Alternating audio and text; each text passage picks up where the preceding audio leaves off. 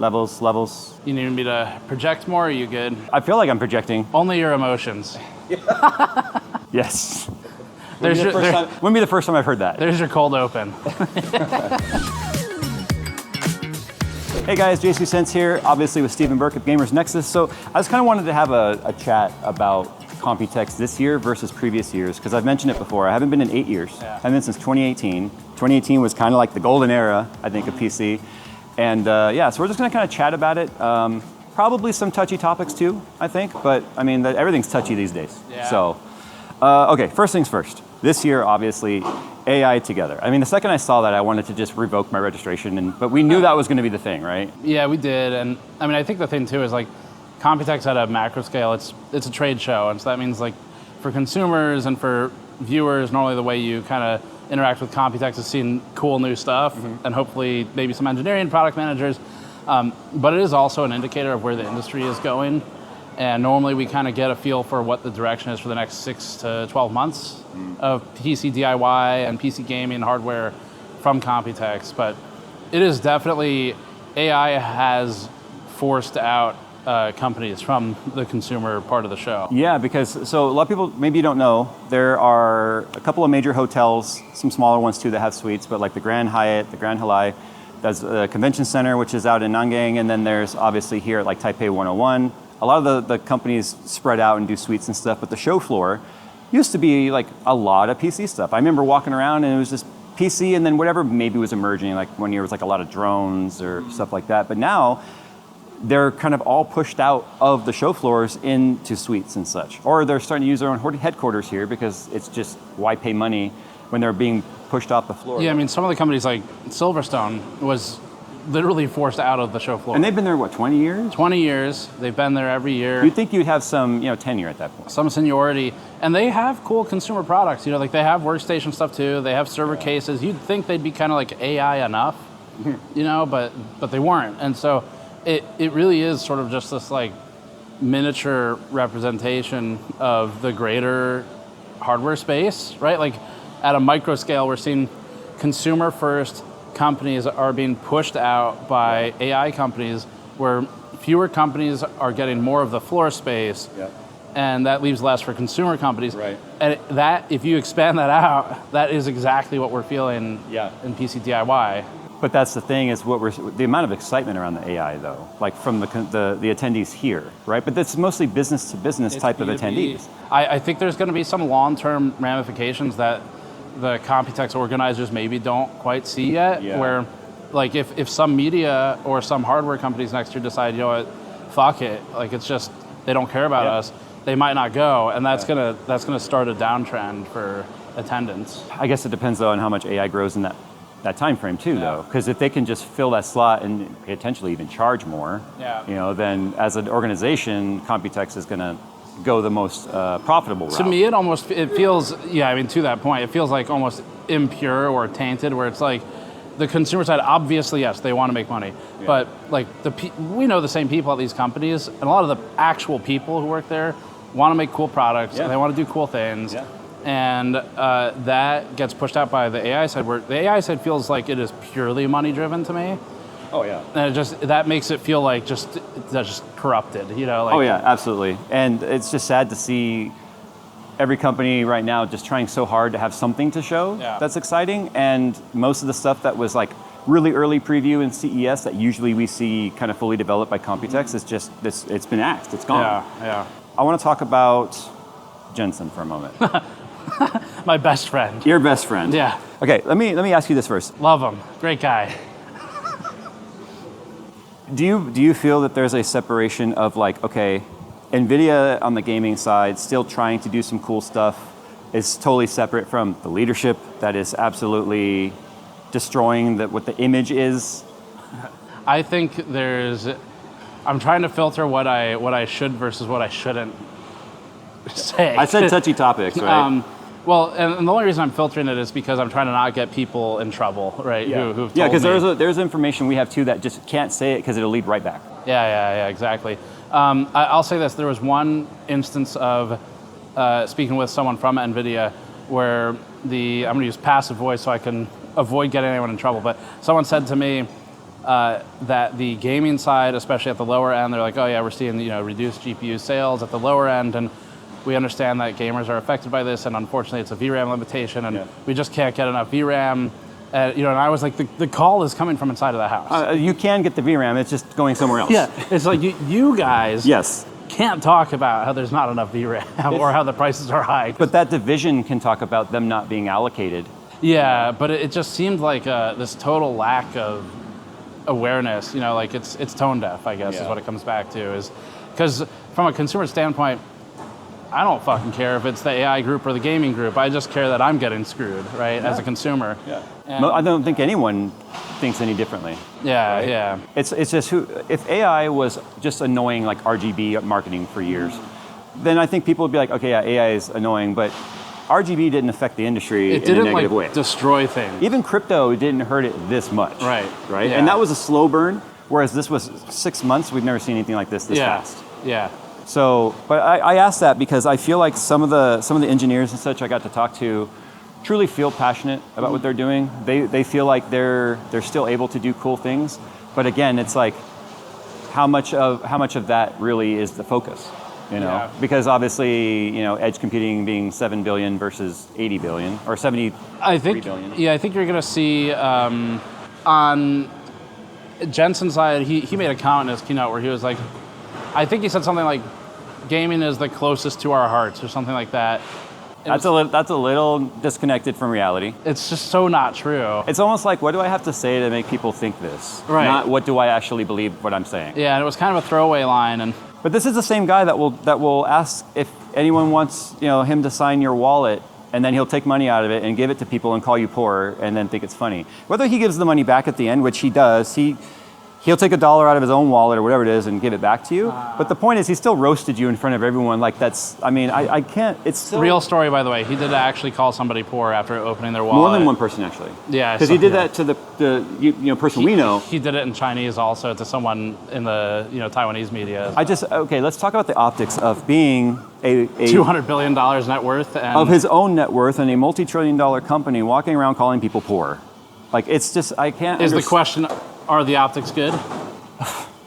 They're the best. We know the optics are bad. It's obviously just his non, ability to read that room. Well, he's changed a lot. I mean, I've met him in the past. Celebrity CEOs always ascend into just grossness. When it's the public company, I think is really the key there, right? Like, it's as soon as it goes public, it just seems like morality goes out the window. Yeah. Maybe even if the leadership does want to maintain that, they can't, because at some point you don't own enough of the company, and the shareholders own the majority, and the shareholders just want whatever the results are. They don't care how they're getting them. Right. I mean, like for instance, the fact that he can pump a stock, like just mentioning Marvel, was crazy. Yeah. Just calling it the next $1 trillion company, and then it bumps 40% overnight. It's like, okay, this is danger territory. The chosen one. Yeah, because what's going to happen is, stocks like that, and we're getting really off topic, but stocks like that will pump, and then people will have like investment remorse, and then they'll drop it, or those that were already in will drop it, and then it starts a buying, selling frenzy, and we can talk about stocks all day, but it's just, okay, I think it's a little dangerous when one sentence on a stage can affect a stock that much. Oh yeah, I mean, of course. That's not your own company. They have so much power, NVIDIA, and it's what we've been talking for years on the gaming side about how it's monopolized. Yeah. And now we're seeing the effects of that monopoly. So it's like, if ever there's any question of our monopoly is bad, this is exactly why it's a problem, right? And it starts to affect other industries. And now NVIDIA's at a point where they don't need accountants. They need economists to work for them, because they affect the global economy. And they can kind of get away with whatever they want right now because they've established an oligarchy status. Yeah. That's the other problem. Is just I don't feel like big companies should be involved in politics, especially at a lobbying level. But now we're going into the hot springs I don't normally step into. I mean, I don't. At least not on camera. I talk about it all the time in person, but I just personally I'm like, okay, I'm not an expert in that topic, therefore I don't want to talk about it. Yeah. Although I talk about a lot of shit I don't know. But okay, so just wanted to clarify, like I was like, oh my God, Jensen's living rent free in your head a lot lately. But then this week I was like, okay. All right, enough's enough. He's probably the most influential. He's definitely the most influential person in technology. Yeah, and especially in Taiwan, he's like he's practically the president when he's here. Yeah, he's has enormous power here. Yeah. He has enormous power with the US NVIDIA government. logos on pretty much every booth. And it's like, this is, you, yeah, I mean, you can either be ignorant to it, I guess, or you can pay attention or whatever, but at the end of the day, the decisions from NVIDIA ripple and affect now everybody. Yeah. And so, That's true. Yeah, so on consumer side, it starts to become a problem where it's maybe not even a, doom and gloom or whatever about consumer technology and PC gaming. Like, this is a wider personal computing problem. Especially as the AI companies and the LLMs. I mean, I don't know if you saw, there's a new, I won't go too deep into this for your sake unless you want to, but there's a new executive order where the LLM model makers are being requested to basically submit that to the government for approval first before release. And Okay. And so all these companies are working together, right? And it's Wow. We have it's terrifying. That's a rabbit hole. It's terrifying. Within a hole. Yeah. So I think. Well, like for instance, I know he's watching, but I had a police department reach out to me asking if we had any old tech we might donate to them so they could start putting together a lot of their AI investigation tools. And I went, I don't trust AI in law enforcement. There have been far too many, facial recognition false positives that have led to like real problems for citizens getting arrested and sitting in jail cell for a couple days, Right. and then when they finally realize their mistake, they're just like, oh, sorry, and then It's a burden on the taxpayers because then you pay for the settlement. For here's the lawsuit, crazy right? part about that, though. Depending on the jurisdiction, a lot of times that arrest record stays on file. Even if there's nothing came of it, it still stays on file. That shows up in hiring background checks, and it's a big problem. So I said, I don't into trust my this. favorite topic, which is global surveillance. Oh yeah. It's the new. Well, you saw the military drone over there, right? No, I Up did in the not. convention center, there's a military drone over there. Okay, cool. Yeah, great. That's good. I- I'm glad this is at Computex, which used to be a consumer hardware show. Yeah. You mean you're not in business in the market for your own EV surveillance? Not yet. Maybe once I get to the first couple $1 billion, we'll start considering it. First Yeah. couple, so we know what the limits are. Well, the first $1 billion, that's when I'm going to start the AI factory, right? Can you do that with $1 billion today, though? He did say, Jensen did say, you just need $1 billion or some reasonable fund. That's what Well, you he can said. raise those funds on your $10,000 gaming station that he said everyone has too. For just $1 per month, you can contribute to the JayzTwoCents and Gamers Nexus fund for an AI factory. We're going to make puppy and cat images. I can't wait till the fallout happens. That's going to be the battle of the century, because that's the thing. At some point, we're going to have a different direction, and then it's just going to turn ugly. We're going to need Wendell at this point, because now we're getting into like underground bunker territory. We need him to help us radio frequency proof it. He'll become our overlord. Do you have What any are talking tinfoil about? hats with you this trip, or did you? I have rolls of tinfoil ready to go. Really? Okay. All right. I know what we're doing after this shoot. Okay, so enough about that. Previous years I've missed. Like, what was last year like? Last year was great, actually. So we've historically been pretty positive on Computex, even when I've heard other companies or media say that they thought it was a boring show or something. Mm-hmm. And I think for us, it's like we have a wide enough coverage scope with cases, coolers, we'll do motherboards, stuff like that. There's always something to cover. It's normally pretty exciting. If you look at our uploads for past years, it's just, there's a lot going on, and it's really fun. So I think this year, it's, that interest is like, the products are cut in half, at least for a lot of these companies. They just don't have it. They don't have the funds to take big risks and launch crazy concepts right now. Right. You see height slimming down to like a $100 case. And dropping Nexus Link entirely. Yeah. I think that was a good move. No matter what the economy was, I don't like proprietary plugs. No, I mean, they're awful. Yeah, but like past years, they've all been pretty good, honestly. Like there's been years where it's been slower, but it's always been worth coming, and there's always cool stuff. What I miss is when there used to be just, the showroom floor was everybody, right? Mm-hmm. All the main players, all the small players, everything in between. And then they would always hire these modders to build cool stations to display. And I used to I remember in 17 and 18, I just did a walk around of like, let's check out the coolest systems on the floor. Like, there was only one area I really got to do that. Yeah, G-Skill kind of has that, yeah. But even like the builds that are in people's booths are super basic.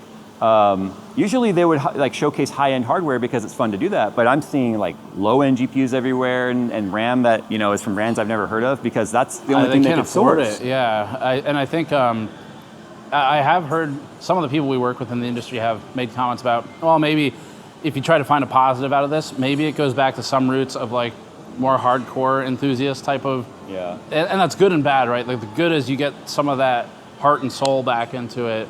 The bad is we're potentially walking back like a decade of progress elsewhere, because now companies are going to slim down and cost cut. It's a fine line between putting your head in the sand versus finding positivity. There's some positivity you can find out there, like for instance, hearing how some of these brands are trying to pivot. Like for instance, I've always said Computex is like CaseCon too, you know, but seeing the fact that case pricing is getting way more aggressive than it used to be, you know, seeing, it's funny how we have, the boutique brands are finding ways to make it cheaper, while the SI ODMs like, you know, Montec and Gamdias and stuff are now finding ways to make more expensive cases, and it's working for them. So it's weird to see this intersect, you know, there. Yeah, I think there's some short-term good for consumers in that things like case prices are coming down, but it's just like, it's so blown out by the RAM prices, right? So it's hard to appreciate it. Because people are going, great, I saved $20 on a case, but I still dropping $400 on RAM. And I think long-term there's risk too, where a lot of these companies, they might not be able to make it through. And if they can't, then you are going to see that consolidation period, and at the end of consolidation, prices will go up, right? And you have fewer companies. Like seeing the trimming within height was shocking. Yeah, I mean, Rob Teller is I mean, we had just interviewed him right before that. Yeah, he's like the guy, right? So. And to see the stuff they were showing that were his designs that obviously didn't come out, you know, that little area was kind of sad. Yeah, and that's happening a lot in this industry. You know, there's other people who have left their jobs, and there's a lot who are leaving after the show immediately. So, and I think that's something that's not really talked about, is this is like a brain drain situation too, where some of this talent, it might not come back, because some of these people might go to different industries. Exactly, because there's not a lot of jobs right now hiring for this kind of work. Yeah, like you said, it could be a decade regression. Yeah, which is a depressing topic, but it's depressing. But if it also means ultimate survival of the industry, then and something we have to weather. It's just reality too. You know, like it's important for people to be aware of reality, and I think the brain drain is one I'm really concerned about. That's not discussed, just because you're going to have people who've become experts, like someone like Rob Teller. He made the H440. He was a large part in popularizing the concept of a power supply shroud. S340. Yeah, because he's been in the industry over 20 years, right? Yeah, pretty close. And but people like him are exiting, and we might not get them back. Because with that level of engineering knowledge, they can make a life for themselves in another industry. For sure, and you also can't just like snap your fingers and know all that stuff. Right. So, which is one of the reasons why we've been trying to put more of the engineers and the product managers on camera this show in particular, because let's get this knowledge put some faces out there, you know. Yeah. You know, I think the audience too sometimes just thinks, oh, it's just a box, you know, just talking about a case. But I've been approached so many times by both brands and viewers saying, hey, Jay, you should design a case. I'm like, it's way harder than you realize to make a box to put your stuff in, especially right now. Yeah, because a lot of these companies just pick from a tooling catalog in China, but companies like Height and Fantex and all that are truly doing, you know, tooling from the ground up for their cases, they're huge investments. Yeah, for the most part, they'll do unique tooling. Sometimes for a cheap case, they'll pull public tooling, basically. But or even like the EX6 and EX5 being completely different tooling. You know, that's like, okay, that's a huge risk, especially right now. Right. Yeah. You know, the price is aggressively. I think it's good. It's fair. But again, I think a lot of people are really waiting to see, like, okay, what are the thermals really like? Like, what is the airflow really like? There's going to be compromise, I think. Tooling for that stuff is is hundreds of thousands of dollars too. So it's a big risk to take right now to do new tooling, because you got to sell thousands of units to bring that money back. And like Cooler Master was on record with us saying that some of their stuff has dropped from 2,000 units per month down to hundreds of units per month. Yeah, I saw that. Yeah, especially after they moved all that distribution to the U.S. side and then incurred all that cost. Yeah, bad timing. Yeah. So did anything excite you this year? Some of the cases, for sure. I mean, the EX5, EX6, I really want to test. Yeah. The Liam Lee has some pretty cool stuff, actually. The information was exciting. Talking to the engineers, the product managers is exciting. You know, I think that's most of it for me. It's really just like we were trying to, let's get this knowledge from the industry out into the open, especially if some of these people might leave. Like, the best we can do is preserve the knowledge, right? And get it to whoever takes up the spot. Like I was telling you off camera, I got to have that engineering discussion with ASUS's GPU team and power supply team. I didn't know they're the same design, they're the same engineering team, which I guess makes sense, right? It's kind of like end-to-end, coverage of that power distribution. But I wanted to, beforehand I had said I wanted to talk about the 9070 GRE and the fact that it's literally the same MSRP in the US for a product that it's trimmed down, makes no sense. I wanted to ask, like, so what was that hand tie situation from AMD like? And of course, there's a lot of like not noticing I really asked that kind of going on. I think I understand why, but yeah, what a weird time right now. It's like to think that you can just release another product, existing product, in a new market a year later for the same price. $350. I think technically, if you're talking about the 58X3D. No. I'm sorry. I'm talking about the 9070 GRE. Oh, 9070 GRE. Okay, yeah. You know, because you want a slower GPU with 4 gigs less RAM for the same price, winning. You know. Yeah. Well, and also one that it's already been on the market, and it's but yeah, I mean, been on the market in China, not easily obtainable. Like yours, you bought it in China, right? Yeah, you can get them on. That one was sent by Jensen, but yeah, you can buy it from AliExpress pretty easily. Yeah, or even like distributor forwarders. Forwarders will do that for you. But it's the same point, which is like we've run out of ideas, and we're shipping stuff from a year ago. Launch it again. Yeah, 58X3D was pretty offensive. I think $350. What about extending AM5 life through 2030? 2029. I think that is a signal. That to me looks like a PR play. And a slowdown? I think it's a slowdown, yeah. I think it means Zen 6 is getting pushed into 2027, not end of 2026. That's my guess. I don't actually know for facts, but so you think there's some overlap in that timing then? I think they're pushing timing of other consumer products, and preserving the platform a little longer is really their only option, because they're going to get, I don't know if they care about the backlash if they get called out on it for keeping their current roadmap and shipping fewer products, but I feel like a lot of consumers will just look at that as like, look, yay, they're supporting us for longer, but I think there's deeper reasons why, like you said. AMD at this point doesn't do things to help consumers. No, and I mean, I said that 6 months ago, AMD's not your friend, and I got beat up for it, because they hadn't really shown. I'll be honest, especially now that people are finally starting to see what AMD is, they're just another big company. Yeah. But yeah, over the years, our experience has also been, if you criticize AMD at a launch, it is so much harder to deliver that message than it has been to deliver the NVIDIA message, where it requires like additional crafting on the language. You have to be careful to really explain yourself beforehand. Because everyone can agree to hate NVIDIA. But, but when it comes to AMD, I feel like that for so many years, they were such the underdog that a lot of those diehard AMD fans really just kind of don't want to acknowledge the elephant in the room, which is that AMD has moved beyond them. Yeah, and finally I think people are starting to see that, which is probably for the greater good. The last several AMD launches have just been lackluster in terms of views and such. Well, yeah, I mean, interest, right? Like price, they're going up. The advancement of the technology is in a lot of ways decreasing, and now they're launching prior products to capitalize on a situation where people are stranded on AM4 because they can't afford DDR5, and so AMD can swoop in and get another $350 for a CPU that they've already, paid off. And it's praised as consumer support. Yeah, fortunately that one, I think a lot of people saw through it, which is nice. They're coming around. But on the AMD note, okay, I'll say it publicly here, absolutely blacklisted, absolutely.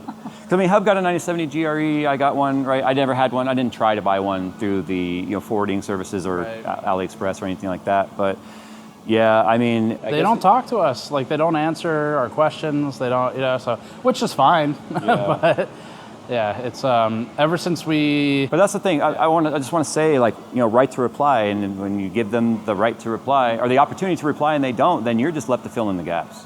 Yeah, and that, I mean, they. Really, I think where it got touchy for AMD was typically our approach for that is if a company does something publicly, like AMD has been doing, I do not ask first. I publish what they've done. Yeah, and publicly scrutinize. And then as more information comes to us, normally through back channels, so we'll publish, okay, here's what AMD's done publicly. We're looking at public information. People start to send us leads and information, right? And then at that point, I'll take things I can't verify externally because it's come to us privately, and then I'll try to ask them about those things. and they just didn't reply. So it's like there's definitely some directive there that says anything Gamers Nexus related, don't reply. Yeah. Have you tried anonymous emailing too, just to see? No, I think it might also be politics. They might have just decided we're not going to reply to anything involving political decisions by AMD or whatever.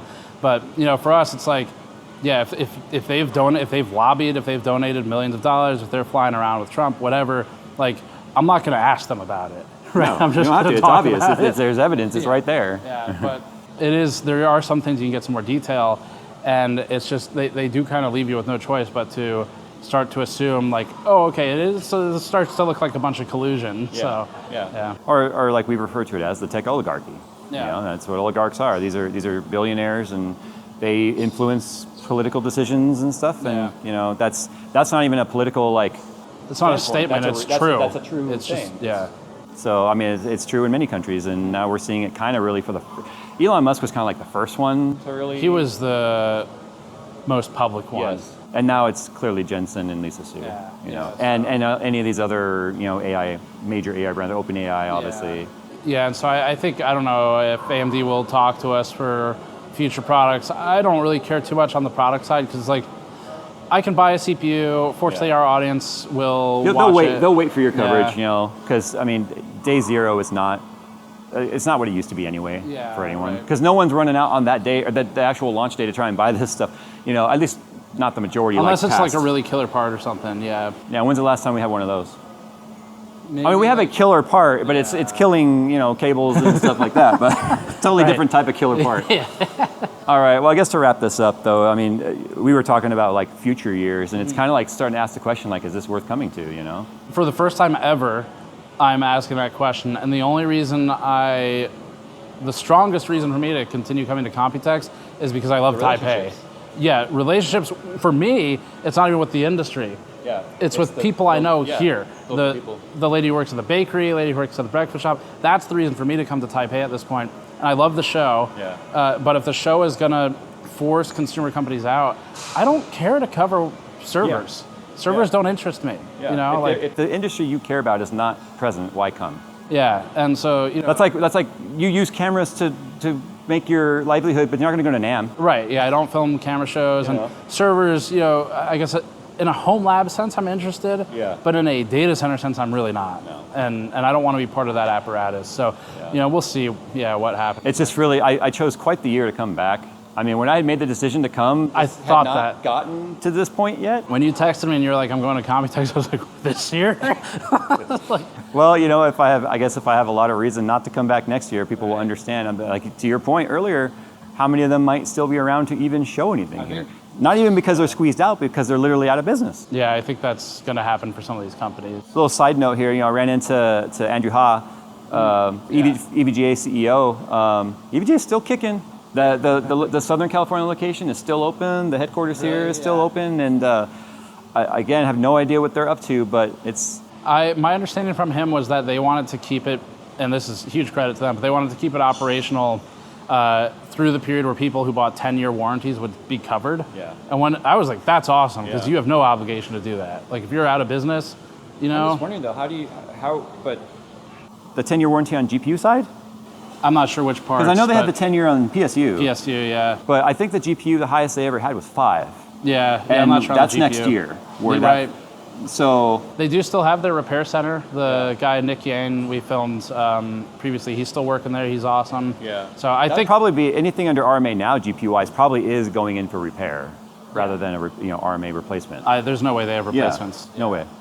Yeah, but they'll be formally out soon. I think. I mean, they've been winding down for years now. You know, like it's not a secret that they don't really. No, he was when we were in that same meeting. He was very transparent that was the plan. Yeah. Just let it slowly kind of fade away, and that's how a lot of those businesses operate. When they're ready to shut down, they don't just shutter up. They just slowly disappear, like literally the Homer Simpson meme. I still respect the decision because he 100% he could have sold EVGA to someone. Oh yeah, and made I'm sure tens or hundreds of millions. It would not have remained the same EVGA that he built. That's what he told us, right? Yeah, and knowing what the industry's like now, it's almost like foreshadowing back then. Like, oh yeah, he called it. He did. He knew 5 years before a lot of people, and he said himself, he's like, Jensen's not the same Jensen he knew. Yeah, and he also told us how NVIDIA was starting to compete with them too much on the board designs and on the cooler designs, and how NVIDIA could undercut the partners because NVIDIA doesn't have to pay the same amount for So the then silicon. they have to reduce their MSRPs to the point to where a slim margin product like that is slimmer. They're not making any money. They're competing with their supplier, right? Which is something I don't know if you remember, but when we were at the 10 series launch in Austin, right? I said then when they announced the founders, I went, so what does this mean for their partners? Like, and they said then it was just a limited product, right? It would only be at the launch period and then it would disappear. And but it was then, like a $100 difference. Right, it was $100 cheaper for the FE. And we went, okay, so they're literally undercutting their own partners. I don't remember if it was cheaper or more expensive, but it was $100 cheaper. I don't remember anymore. The only thing I remember is I asked them. 2016 literally seems like a decade. Well, it is a decade ago, but a lifetime ago. No, Jay. It was just a few years ago.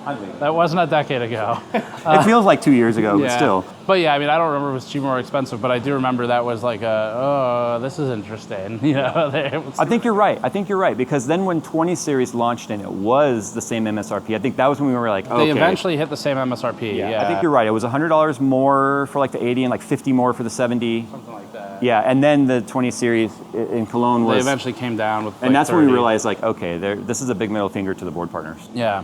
But no, EVGA called it.